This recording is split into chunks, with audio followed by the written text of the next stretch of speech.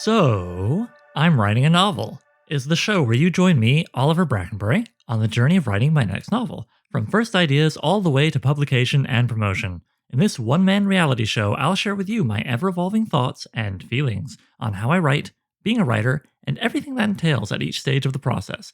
I'll also answer listener questions and, sometimes, interview people who write fiction. If you're the kind of person who likes to learn how things are made and get to know the people making them, then this is the show for you. Last time, I told you all about how I outlined a story called The Boy and the Blacksmith, a little romantic outing for my protagonist Vo in this short story cycle novel, still called Untitled Sword and Sorcery novel. Titles can come from strange places, not always where you might expect them to, not always if you're riffing off of like something you previously read, something that seems even remotely connected to what you're writing. Right? So this Sword and Sorcery short story that today I will be going through the outlining of for you is called Disgrace the Stone. It is the end of the first act of the novel. It is a big turning point in Vo's life where she decides to put down her ideas of heroism that she was raised on in stories and go down a different path. The title comes from the webcomic that this individual strip, but also the entire run pretty much, has been living rent-free in my head for a long time, and listener, it's welcome to. That webcomic is called Achewood. Achewood.com, spelled like it sounds, A-C-H-E, wood, Achewood. I couldn't recommend it more. Some places are better to start than others, but luckily it's designed so you can easily navigate from one storyline to another, and there's a lot to say about it, but essentially it's funny animals getting up to hijinks, just a little different than Garfield, let's say. And the author, Chris Onstad, has an incredible gift for distinct voices. If nothing else, I think it's worth taking a peek at just to see how like crisp and distinct all his characters' voices are. But also what they say and do is pretty funny, in my opinion. And one of the strips is riffing off of a musician named Klaus Nomi, who had a very distinctive look, to say the least. But honestly, you don't need to know that. It's just doing something weird and German. It occurs to me this is a terrible first introduction to the strip, so just trust me, like, if this isn't your cup of tea, this was a particularly weird one, even within the run of this comic. Anyway, the very first panel is kind of irrelevant, and then it gets into one of the characters is named Theodore. He's a teddy bear who wears a sweater and has a kind of a mediocre life, and he's standing in front of a statue that looks just like him, done up as Klaus Nomi, that artist with the distinctive look. He speaks in German, but there are subtitles, which I will read to you. They have a saying in Thüringen, do not make monuments to the living. And then next panel, he blows his brains out all over the statue. He continues speaking, however. Do not make monuments to the living, for they can still disgrace the stone. But they are crazy in Thüringen. They drink so much Lowenbrau that they lie. Anyway, why is that funny? Look, it's another story. But trust me, this is one of those strips where it's like a terrible introduction, but if you've been reading the comic all along, you would get a lot of joy out of that, if only because you've fallen in love with the character. Point being, that line, do not make monuments to the living, for they can still disgrace the stone. That was a line that was very much on my mind while writing this story. The other thing, written by someone else, I mean, there was lots on my mind while I wrote the story, but the other thing written by someone else that was on my mind was a very short poem by Leonard Cohen that has also lived rent-free in my head for a very long time, and it's so tiny, I'm just going to read it to you right now. Here we go. The Reason I Write by Leonard Cohen. The reason I write is to make something as beautiful as you are. When I'm with you, I want to be the kind of hero I wanted to be when I was 7 years old. A perfect man who kills. Because how do our heroes usually resolve things, right? I have seen that start to change in storytelling in the time I have been alive, but certainly the vast majority of stories that I have ever come across in mainstream Western media, in any format, the hero tends to resolve things by killing somebody. And the hero tends to be someone, or at least modeled to be someone, that you think is amazing, just a paragon, a perfect man or woman, or, gender fluid, somebody else, as we're getting to the present day, who kills. And I like that poem because I think it makes me think of how heroes in the early Greek myths were more forces of almost chaos and tend to be real sons of bitches. But now we associate the word hero with someone great who does great things. Aren't they great? And then I think about what Vo would have been raised on, what story she would have been raised on, and how she was, spending the first third of my novel trying to become a capital H hero. And at the end of the previous story, The Boy and the Blacksmith, she finally does something that kind of smells of, being a hero. Then she takes the person she saved in that act, that made her feel like, yeah, I could be a hero, actually, on as her squire, more or less, even though she's not a knight. I mean, the purpose he serves is similar. And off she goes to have a career as a hero that I'm intentionally going to leave off camera and just say, it's been a year or two, and probably in the opening paragraph or maybe later in the story, I'll have the squire babble on about, oh, well, she's done this and this, and oh my goodness, the adventures we've had. Because as cool as those adventures could be, and as much as I may come back in the future and write stories about that period in Vo's life, I mean, I don't think I've mentioned this yet, but one of the reasons I want to leave gaps between a lot of the stories in this novel, and one of the reasons I'm even structuring it as a short story cycle, is so that if people dig this character, and if I dig her enough to want to come back to her after this novel is done, I can always just be like, yeah, here's a story from this partner life, or this partner life, so on and so forth. As well as, of course, continuing to her future after the end of this novel, assuming she lives. Yeah. Okay, so do not build statues to the living, for they can still disgrace the stone. And wanting to be a perfect man who kills, a hero. And there's a third and final main thing that was floating around atop my head when I began outlining this in June 3rd, 2020. Yeah, this was only the second story I outlined, despite the fact that it is the fifth story in the chronological order of the novel. That's just how these things go. After I figured out the hinge, the end of the second act, hinge turning into Act 3, which just came to my mind so vividly I had to get it down, I decided to leap back to figure out what the hinge would be between the first and second act. It just felt like important to me because these are like the mini endings that I'm working towards, and it's good to know what you're working towards when you figure out the rest of it. But yeah, June 3rd, 2020, this is where the real world really starts to stick its nose in. A certain little pandemic had been going on for a few months at that point. Been going on for quite a few months, but we were only really super aware of it seemed, since like mid-March, at least in Canada and Toronto, where I live. And the party was starting to be over. Now, what I mean by that is not that we were loving the pandemic in Toronto. I just mean that things like people clapping and cheering and banging their pots and pans out the window as a show of solidarity with healthcare workers, well, that had died down. Meanwhile, employers of essential workers, still love that phrase. I don't think I've been hearing it much lately as I record this on August 22nd, 2021. Essential workers were starting to be forced to go back to work, assuming they'd even gotten any time off in the first place. And places like supermarkets that had been offering hero pay, remember hero pay? Which was really just like the pay they should have been offering all along anyway. They were stopping with the hero pay. And they were just being like, get back to work. We are rich people who own these things and we want money. God damn it, the economy is more important than human life. Anyway, this is not a pandemic podcast, but it got me to reading a lot of stuff that I'm sure you all were reading too at the same time, and I came across a phrase from one of these essential workers who was quite frustrated, and they simply said this: "They looked us in the eye and said your labor is essential, but your lives are not." Well, I put that on a post-it and saved it in my denim notebook. I wish I'd written down the name of the person who'd said it or saved a link to the article, but alas, I did not. So there you go, the three sort of power phrases hanging around in my head.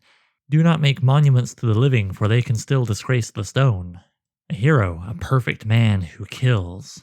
They looked us in the eye and said your labor is essential, but your lives are not. Vo is 24 years old. She has been adventuring for a bit, and she has her little squire. She is coming across a city in a desert, or certainly scrubbish, sort of more desolate region. It's a city-state on its own, with a king and some people that he rules. 24 was a turning point for myself. It's when I had been out of school for a little bit and decided to save some money and move to England to see what it would be like to live there, for a whole bunch of reasons I won't bore you with, but you can see why 24 would stick in my head as a turning point year, and thus I give that to Vo. Vo's acts of heroism have just begun to earn some attention from those in power, and she's even had a few songs written about her.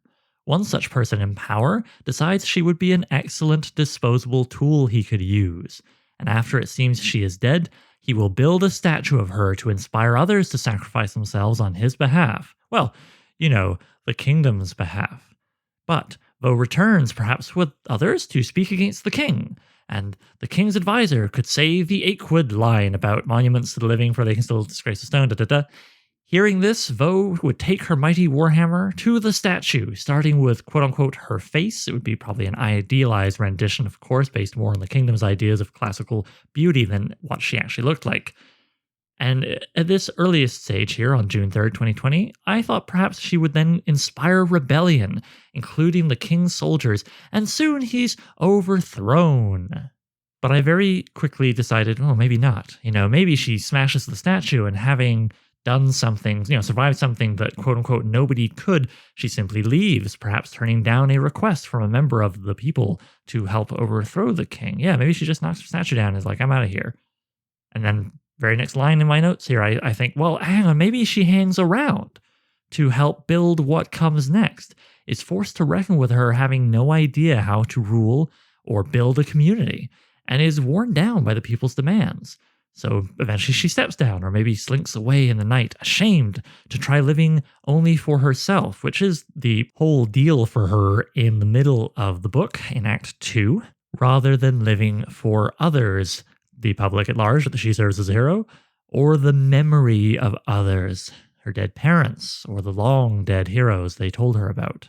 This story not only gets us to a big change in who Vo lives for, but also kind of what she seeks in her life. See, up to this point, she has been seeking the high of glorious resolution, things that happen, problems, you bring them to a point of perfection where they are over, and ideally they are over in the way that you want them to be over.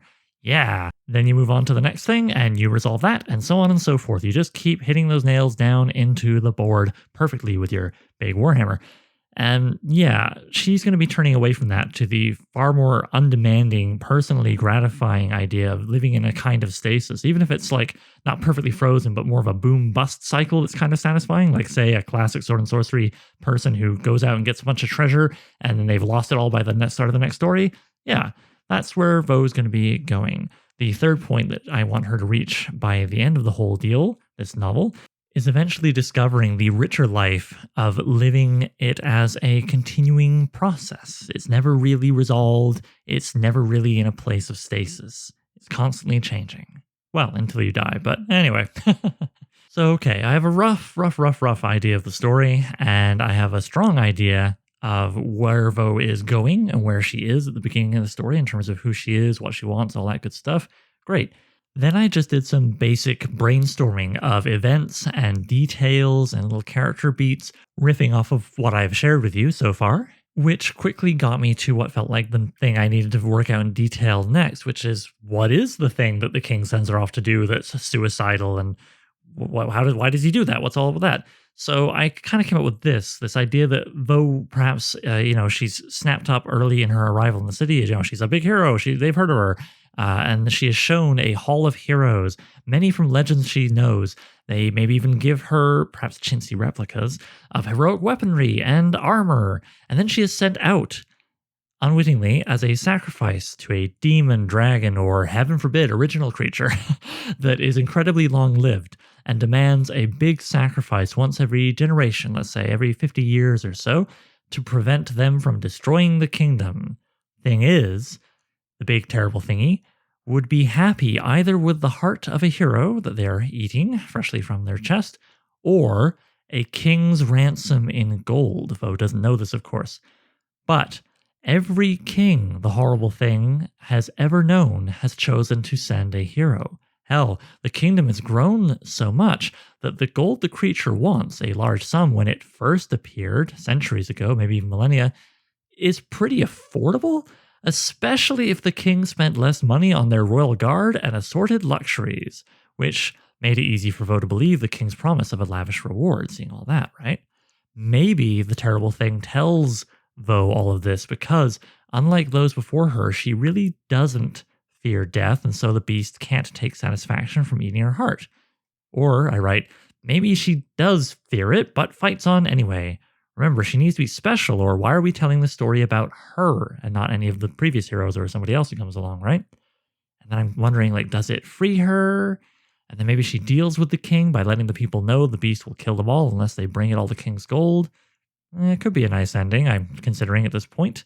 So I start to figure out, like, okay, well, does it free her or does she defeat it? And ultimately, I think it's more interesting if it frees her, if she doesn't just beat it up or trick it or something. Even though that takes a bit of agency out of Vo's hands, this is about Vo having something shown to her, learning something, not really defeating or overcoming something.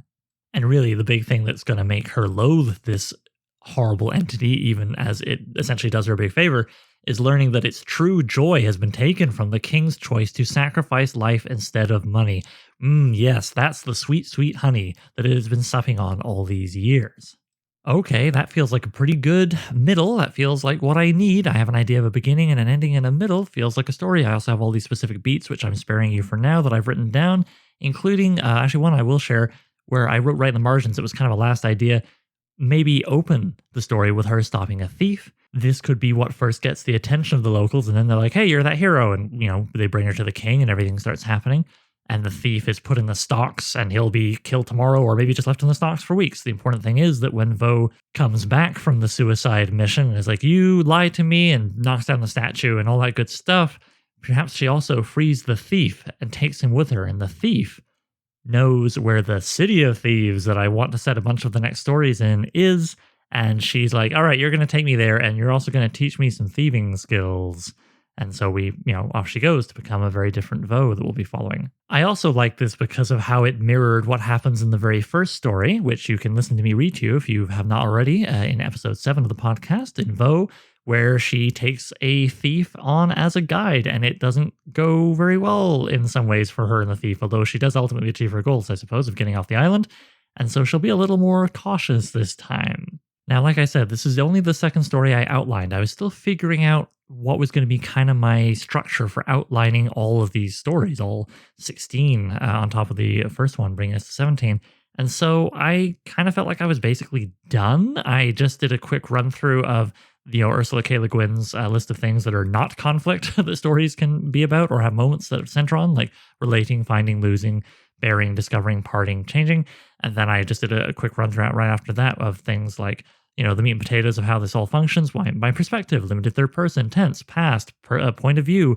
I thought it was going to be Vo, actually, not the Squire at this point. Trajectory of hero to disillusioned to a sort of survivor is the way she goes, and everything in the story has to propel us along this line, okay? The focus, well, Vo calling people heroes so we can feel okay about sacrificing them, and a theme of disillusionment, basically. But I didn't really have a thematic statement or a bunch of other stuff that I've talked about in the other outlines that I've shared with you so far.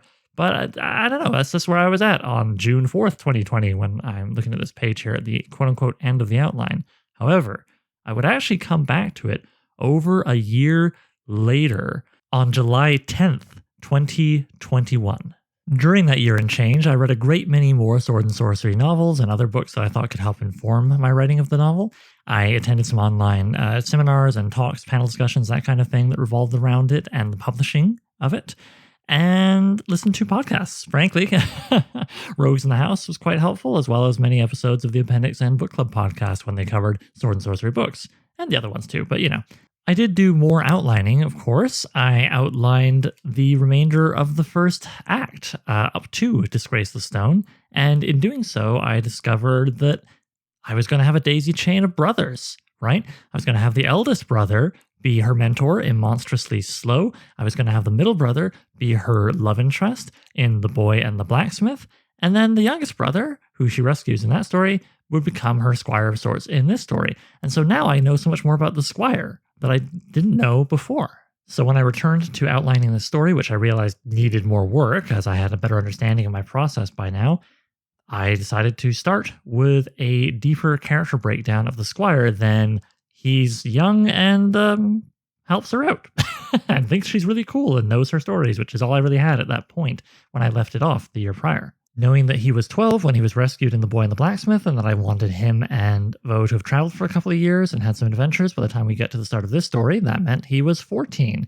I also knew that his ethnicity was approximately Syrian, whatever I end up calling the area, nation, whatever, The Boy and the Blacksmith takes place in, and from which all three brothers originate. I now knew he was the kind of guy that is always, well, the kind of kid really, that is always somewhere they shouldn't be and has a general drive to explore and to get into trouble. I figure he craves exploring the unknown and adventure, but also the security of like a big brother type or hero or mentor to learn from and be protected by. I figure he got this from the eldest brother, the mentor figure from Monstrously Slow when he was very small. Got it from the middle brother, who eventually got fed up with that role and left him to just get into whatever hijinks he gets into, part of how he winds up being kidnapped, right, in that story. And now, of course, he's very much given that role to Vo. Building on that, I reckon there's going to be an arc to how he sees Vo in this story, and thus an arc to my voice in the story, because it's going to be written from his point of view, no longer Vo's. I don't think I want to have her be the main point of view for a little while still. That arc of his voice might begin with sort of hopeful, heroic and validated, scared yet confident when they encounter the terrible thing in the cave that's been being fed heroes all this time, perhaps confused or even disillusioned. Once Vo learns what she learns and begins behaving very differently, this will depend a little bit on when I reveal to the reader, through him, what Vo has learned. I don't think I want it to be right away. I think I just want her to storm out of the cave and have some, smoke coming out of her ears, basically, then reveal it perhaps in an angry rant as she smashes the statue of herself to pieces. Anyway, from this, I was able to go further into his emotions, his attitudes, his values, a few details about him, like maybe he always has scrapes on his knees due to him carelessly throwing himself into situations, right? And likes ideas more than execution, so he tends to half perform his squirely duties, something Vo could be getting fed up with when we meet them at the beginning of this story. Because Vo being a big hero is so important to him, he likes to big Vo up to others, using as many adjectives like mighty, etc. as possible. Perhaps I'll even work in the finest of all sword and sorcery words, according to at least fans of Robert E. Howard, thews. Perhaps he will comment on her mighty thews as she uses them to swing her hammer in glorious battle. What part of the body, what musculature exactly is a thew? I'll get back to you on that one. Meanwhile, in him, Vo sees herself as she was not long before the events of our first story of Vo. In turning away from heroism, she has to turn away from him. There really is no ending to this story where I see her taking him along with her. Now, it's true, I could have stopped here, having already done a bit of an outline of the order of events, but I felt like it was worth redoing them and being more detailed in how I did them, on account of everything I'd figured out about the book between when I'd put this down and when I picked it back up again, the Disgrace the Stone outline. Why don't I read that to you now? Alright, here's what I've got so far. They enter on a high street. I can introduce the setting and how they've been traveling together for 2 years, ever further eastward from the last story. They've been sleeping rough for a while and look forward to a proper bed. Then maybe we have a classic, thief, somebody's calling out thief. Oh no, there's a guy running away with a purse. And Vo and our little squire, who is unnamed, I'm just going to call him POV. Vo and POV work together to catch the thief. Vo demonstrates a quality that makes the local guards think she'll be a good candidate for the thing. Now, it doesn't hurt that POV sings her praises to the guards, summarizing highlights of their amazing adventures together over the last 2 years.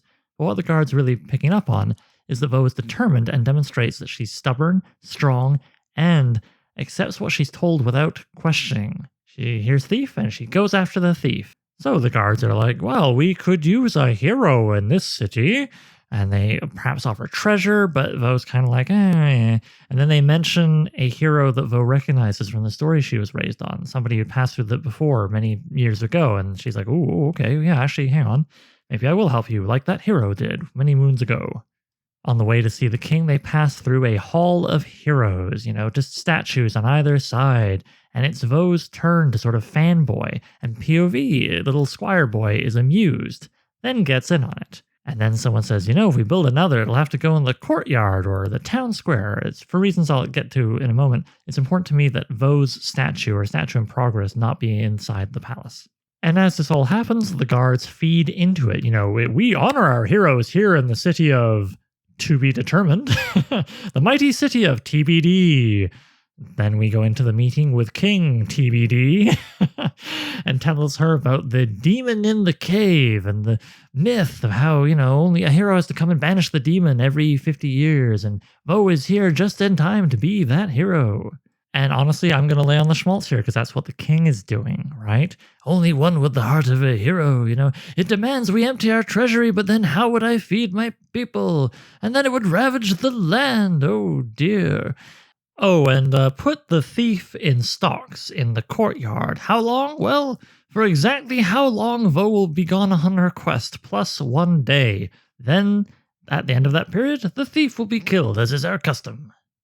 Naturally, Vo is all like, I'll do it, but she's humble and she cites her parents' teaching. She thinks of all the heroes she was raised on. At this point, I don't know if I have to do this, but I like the idea that they're like, okay, well, your Warhammer is really cool, but you're going to want to take with you these magical golden weapons and shields and armor that were worn by a previous amazing hero. And she's like, okay, but, I'm the daughter of a blacksmith, and I mean, gold is soft, and this seems, they're heavy, I guess. Is it magic gold? And they'll be like, yeah, magic gold, so magic. And here, let's take your Warhammer and your finely made chainmail that you've been carrying with you through all the previous stories, and you use this cool magic hero stuff. Don't worry, it's the only thing that'll work against the demon. You're going to want to use these magic gold things, yeah. Well, she was raised to trust authority, and so Vo leaves with her new weapons and her Warhammer and chainmail left behind, and on the way out, she looks at the thief, chastising them for only serving themselves. And perhaps I will try and invoke Krog somehow without being obvious about it. Maybe giving the thief a sheepskin vest, Krog having been a shepherd, or having her say, you are a little island. Because to her, that's isolated and small and provincial and dumb. Everything she's left behind, something selfish. Serve others, serve a people, and you can be so much more, she'll say to him, and the king will applaud her words. They serve his ideology, why not? Cut to riding shoddy horses given to them by the guard. The map is good quality, though, very precise. And eventually they arrive at the Cave of the Demon. It is large with an unnaturally shaped opening you really have to contort yourself to go through. Maybe she even has to remove her armor in order to do this. Vo gets off her crappy horse and squares her shoulders, calling out a challenge. It goes unanswered. Seems like they'll have to go in. So they do. It feels weird and alien, triggering sensory input that makes no sense, like a funny bone being hit, or sinus congestion, loud noises, taste of a beating dog's heart on your tongue. I'll figure out the specifics later.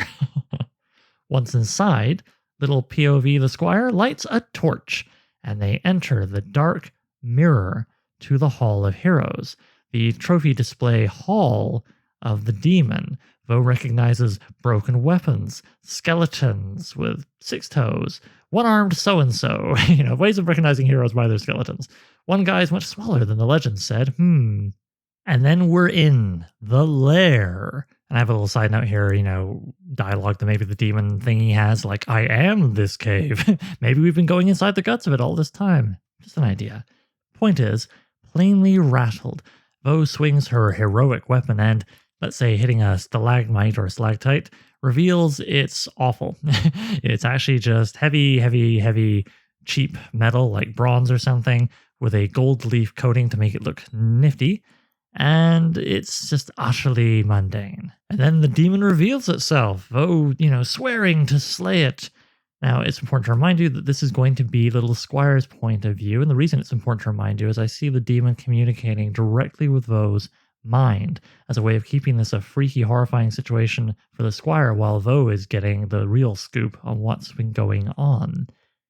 Demon connects with her and sort of like, I'm kind of bored here. And she starts muttering some of its words, and POV, gets ornery, yelling and challenging the demon, and then Vo's like, it no longer wants you in this conversation. And POV becomes convinced fairly that Vo is possessed. They flee, maybe Vo foams at the mouth, eyes roll back, stuff like that really freaks out our little squire. And he flees all the way back across the, desert, scrubland, whatever, back to the city-state, back to the courtyard where a statue of Vo is already up and being worked on, as if they had a generic lady hero one handy to customize. The sculptor, I hope I'm using the right word, is carving away and customizing it to be a little more like Vo, or his vague idea of Vo based on briefly seeing her and a description or two. He also has her hammer handy as a point of reference. The other thing that's nearby that's of note is the thief, still around hanging in the stocks. And POV Squire Boy is confused by this whole situation. Confusing him even more, Vo appears behind him. He stammers about how she is many things, but sneaky she is not. So how, and she might just answer matter-of-factly, magic. POV Squire steps back and sort of like, oh, then you're possessed, you might say. You're the demon's unwilling servant. And she's like, no, I am willing and I am awake. Maybe that's a cliche way of putting it, but that's what I'm going to use for now. So Vo takes her hammer and sets to demolishing her statue in progress. POV Squire cries, just overcome by the whole thing. The noise begins to draw a crowd, guards, and including the guard who recruited her early on. Vo, is like being asked, how did you survive? By explaining boredom. The demon had grown bored. Now the king is watching from a window he's been drawn. Vo lays out what's actually been happening for ages. People are just being sacrificed to this demon, and the nonsense of how the king at this point could just sell one of his chairs to pay the gold that was first asked for centuries ago, when the city was just a little village for whom that amount was a tremendous price. Whatever the specifics of what Vo is raging about after she reveals the true story of what's been going on, the important thing is that we get across that she has decided that heroism is a ridiculous concept that is a great way of manipulating people into sacrificing themselves for others, usually the state. And, we might even have her literally say something like, each king looked a hero in the eye and said, your heroic labor is essential, or your heroism is essential, but your life is not. Smash, she'll punctuate every other sentence with just taking big chunks out of the statue with her warhammer. And the sculptor implores Vo to please be a hero of the people, to take her revenge on the tyrant king, which none of the people really like that much. But no, that's not the path for Vo. She just kind of ignores him. POV Squire's like, but Vo, like you gotta do the thing, man. You gotta be the big hero. And she, at the very least, like, take me with you when you leave. You've taken me so far from my family.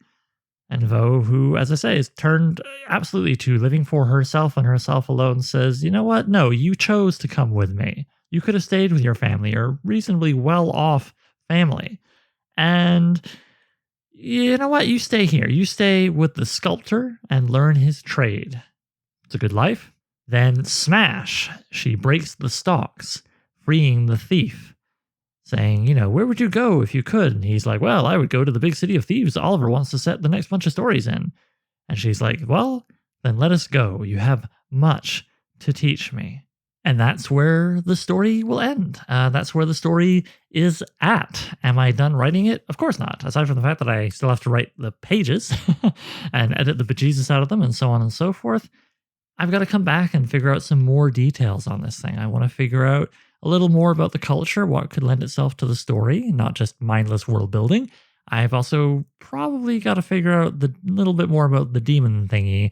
I really, at this point in the outlining stage, don't care what it looks like, where it's from, what its name is, and maybe I won't need any of those things when it comes to writing the actual pages, but maybe I will, or maybe I won't need them, but knowing them could help me add a little more depth to the thing.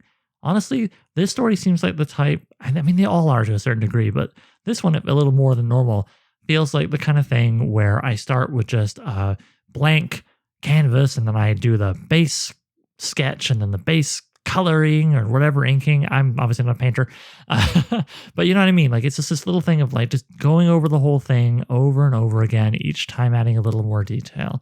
But at this stage, it feels pretty written in terms of outlining. I feel like I could start writing the pages and feel okay with that. And that's the point I'm trying to get to with each of these outlines. It's not having 100% of the thing worked out. It's having enough that I feel like I can write the pages when I'm ready to, which will be months from now because I want to outline the rest of the book before I come back to write any more pages.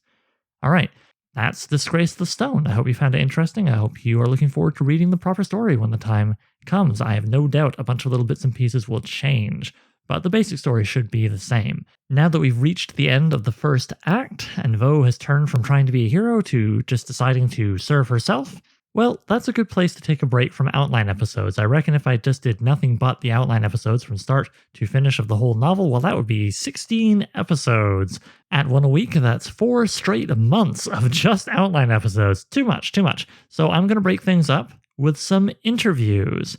Who will I be interviewing next week? I'm honestly not sure because I'm in the process of getting people organized to be my lovely guest on this lovely show. I've got 4 people that feel pretty solid, but you never know who's going to drop out last minute. And I'm never sure what the order is going to be because I have a nice little buffer so far of episodes, which gives me the option of kind of rearranging future episodes order at the last minute. So we'll find out, but I promise you it will be a good bunch of folk covering a bunch of different angles of craft, what it is to be a writer, sword and sorcery, and all that good stuff. And then we will come back for Act 2.